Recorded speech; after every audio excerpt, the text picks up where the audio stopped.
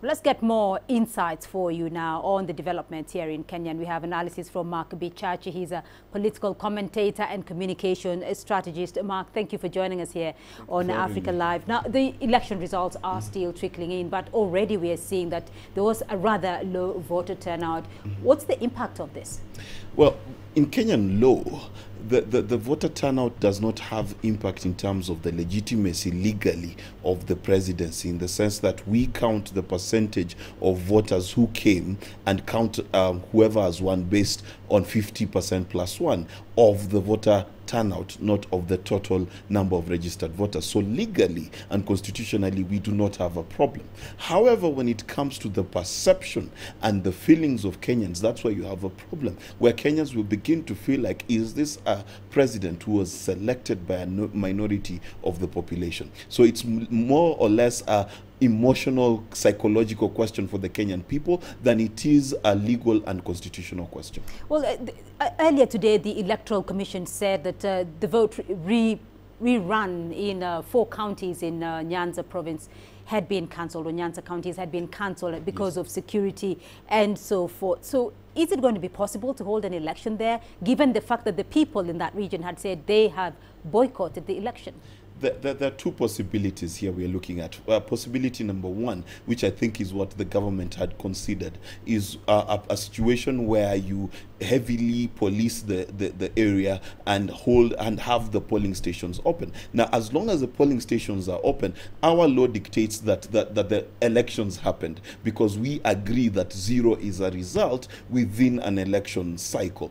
Now, without that, the government had to make a choice between having serious confrontations between the public and the police that might lead into public unrest, might lead into the members of the public losing their lives. And I think they chose to suspend those elections for that reason. Also, Saturday is a very important day for members of the SDA community, the Seventh-day Adventists, who would not ordinarily go vote on a Saturday. And those particular counties have a lot of Seventh-day Adventists in there. Now, the IEBC still has 5 days left until they have to announce the winner. So it is possible for them to hold an election on another day other than today.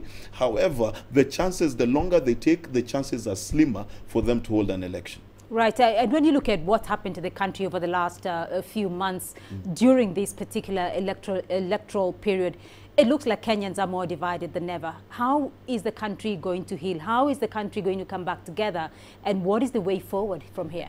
You know, one of the things that, and I think it's something that Kenyans really need to come alive to, it's not elections that divide us. Kenyans do not live in a country which is united. We more or less tolerate each other for a period of time, and then the elections bring it out. And one of the things I've said before is that the country of Kenya is not going to solve its problems by the ballot, and we've clearly seen that. What we need to do is an opposite of what we did in 2007. In 2007, we had a quick fix.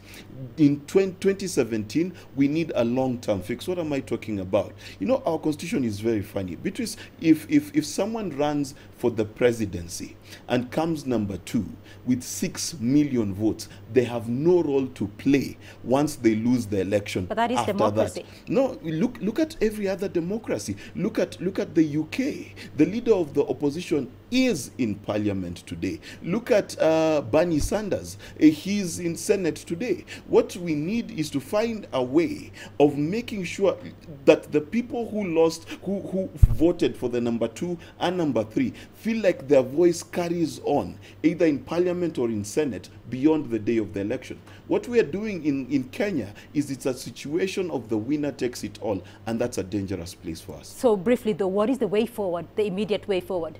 The immediate way forward, and this is the best thing and the worst thing about Kenya, is that Uhuru Muigai Kenyatta and Raila Odinga have the ability to just sit down in 2 minutes and come out and say, you know what, we're working out a deal and the country will be calm. Why? Because the kind of following they have is near fanatical. And when you have that kind of power, it is important to harness it and stop it before violence becomes violence for violence's sake.